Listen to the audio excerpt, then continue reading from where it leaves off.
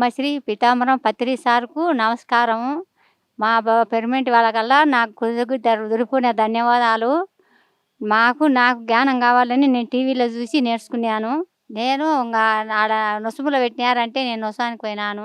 ఆడికి పోయి వచ్చినాను బాగా నాకు అన్ని అనుభవం. నాకు పోతున్నాను, లేపు లేపు లేపు అంటున్నాడు. మనసులో అయితారపు ఒక్కదాని కాదు అని చెప్తున్నాడు సారు. పోతున్నాను, నేను ఒక్కదాన్ని పోతున్నాను అంటే నాగభూషణం సారు నాకు అండగా నిలబడి నువ్వు ఒక్కదాన్ని కాదు మేము ఉన్నామని మాకు ధైర్యం చెప్పినాడు. అదే నాకు హృదయపూర్వక ధన్యవాదాలు. Thank you. కేరళకి ఎలా వచ్చా అంటే నేను ఆడ చూసి వచ్చినాను నేర్చుకోవాలని నాకుండి నేను ఊళ్ళో పెట్టుకున్నాను. నొసుమోళ్ళు ఎక్కడ పోతుంటే నేను అక్కడ ప్రచారం పోతున్నాను. మళ్ళీ కొద్ది రోజులకు నేను పెట్టుకున్నాను సార్. మళ్ళీ మా ఊళ్ళో కూడా 40 రోజులు పెట్టుకున్నాము. మా ఊళ్ళో మందిని గుంపు చేసి 41 రోజు పెట్టుకున్నాము. 41 రోజు మండలం చేసి శాకాహారం అయ్యి ఆ పొద్దు నుండి ఈ పొద్దుటి వరకు మేము జ్ఞానం చేస్తున్నాం సార్. జరుగుతూనే ఉన్నాయి సార్. కదాలి సార్. ఏడ ర్యాలీలు పడితే అడిగి పోతుంటాను సార్. ఏడ ప్రోగ్రాములు ఉన్నాయి కానీ పోతాను వాళ్ళని అడిగి సార్. నేను ఎక్కడ పోయినా పోతుంటా, అక్కడ ఇక్కడ తిరుగుతూనే ఉంటాను. జ్ఞానం చేస్తుంటే నాకు బాగా హ్యాపీగా ఉంది. నాకు పోవాలనే వైభోగంగా ఉంది సార్. టీఎస్కి ధన్యవాదాలు. జగద్గురువు డాక్టర్ బ్రహ్మర్షి పితామహ పత్రిజీ గురుదేవులకు నేను హృదయపూర్వకంగా నా ఆత్మ ప్రణామం తెలియజేస్తున్నాను. నా పేరు వెంకట్రామరెడ్డి. మాది వైఎస్ఆర్ జిల్లా మైలవరం మండలంలో తలమంచిపట్నం గ్రామము. నేను 1999, 2000 ఈ 2 సంవత్సరాలు రామకృష్ణ పరమహంస రాసిన పుస్తకాలు, వివేకానంద స్వామి రాసిన పుస్తకాలు చదవడం జరిగింది. దాని ద్వారా నేను జగత్ మిథ్య ఆత్మ సత్యం అన్నది తెలుసుకున్నాను. జగత్ మిథ్య ఆత్మ సత్యం అన్నది తెలుసుకున్నాను. దాన్ని తెలుసుకున్న తర్వాత ఈ ఆత్మ గురించి తెలుసుకోవాలంటే ధ్యానం చేయాలన్నది కూడా ఆ పుస్తకాల ద్వారా తెలుసుకున్నాను. ధ్యానం నేర్పడానికి ఒక గురువు అవసరమని అప్పుడు నేను గురువు కోసం వెతుకుతున్న సమయంలో నా స్నేహితుడు అంటే నా కజిన్ కూడా అవుతాడు, అతను రాజమోహన్ రెడ్డి, ఆయనది తాడిపత్రి గ్రామం. ఆయన ద్వారా ఈ బ్రహ్మర్షి పితామహ పత్రిజీ గారు అనంతపురంకి వస్తున్నారు, మీరు రండి అని చెప్తే నేను అక్కడికి వెళ్ళి ఆ రోజు 2001 ఫిబ్రవరి 21వ తేదీ అగస్త్య పిరమిడ్ ధ్యాన కేంద్రం అన్నది అనంతపురంలో వార్షికోత్సవం జరుగుతున్న సందర్భంలో మన గురువుగారిని కలవడం జరిగింది.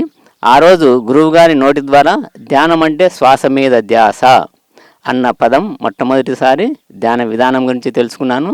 అదేవిధంగా అదే రోజు మాంసాహారం మానేయాలి, శాకాహారం మాత్రమే తినాలి అన్నది కూడా ఆ రోజు తెలుసుకున్నాను. ఆ రోజు నుంచి నేను శాకాహారిగా మారాను. ఆ రోజు నుంచి ధ్యానం క్రమం తప్పకుండా ఈ రోజు వరకు చేస్తూనే ఉన్నాను. నేను ధ్యానానికి రాకముందు నా మనస్సు చాలా చంచలంగా ఉండేది.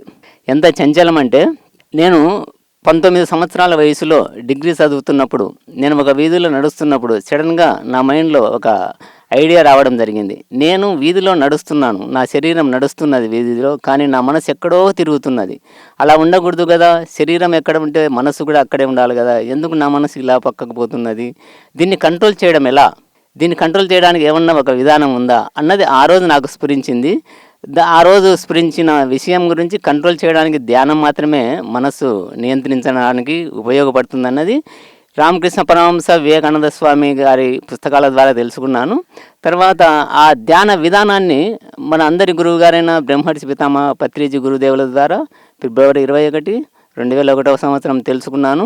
తెలుసుకున్న తర్వాత ఈ శ్వాస మీద ధ్యాస అన్న ధ్యాన విధానాన్ని క్రమం తప్పకుండా చేయడం వలన నా మనస్సు ఇప్పుడు చంచలత్వం నుంచి నిశ్చలత్వానికి వచ్చింది. అంటే నిత్యము వర్తమానంలో ఉన్న స్థితిలో ఉన్నాను. ధ్యానానికి రాకముందు నేను మాంసాహారిని. సార్ ద్వారా ఏ రోజైతే మాంసాహారం తినకూడదని తెలుసుకున్నాను ఆ రోజు నుంచి శాకాహారిగా మారాను.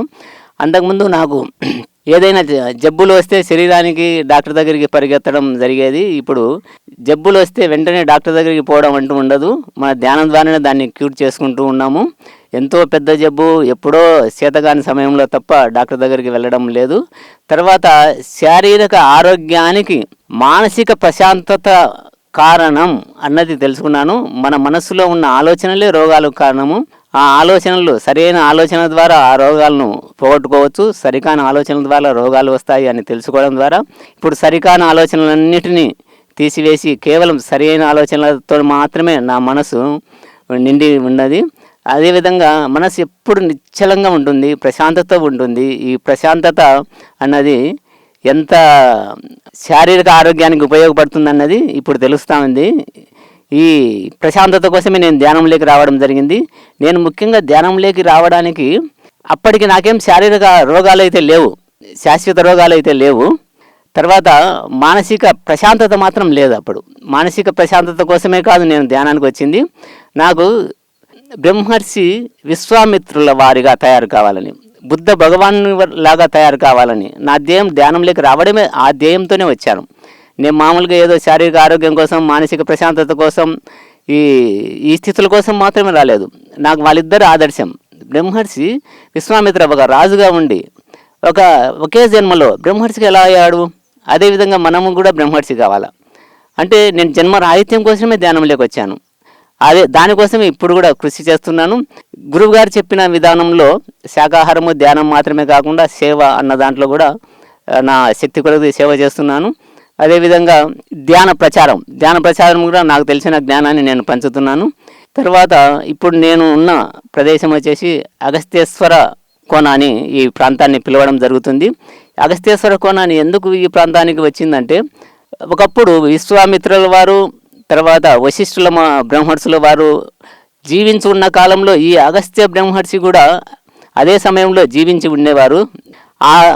ఆయన అక్కడ ఉత్తర భారతదేశం నుంచి దక్షిణ భారతదేశ పర్యటనకు వచ్చినప్పుడు ఈ ప్రాంతంలో కొద్ది రోజులు ఇక్కడ ఉండడం జరిగిందంట. అదేవిధంగా ఆయన ఇక్కడ ఉన్ననాళ్ళు ఆయన తపస్సు చేయడము, దానివలన ఈ ప్రాంతానికి శక్తి రావడము, ఆయన ఒక శివలింగాన్ని ప్రతిష్ఠించి శివాలయాన్ని కూడా నిర్మించడం జరిగింది. అందుకు ఈ అగస్త్యేశ్వర కోన అన్న పేరు ఆయన ద్వారా దీనికి వచ్చింది. ఆయన ఇక్కడ తపస్సు చేయడంతో ఈ ప్రాంతం అత్యంత శక్తివంతంగా ఉంది. ఈ ప్రదేశం అంటే మన గురువు గారికి చాలా చాలా ఇష్టము.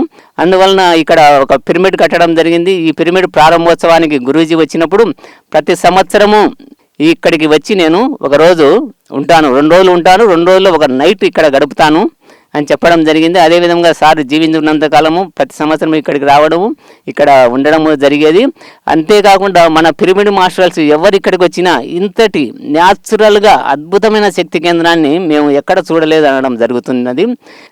ఇది ఈ ప్రాంతం యొక్క విశిష్టత.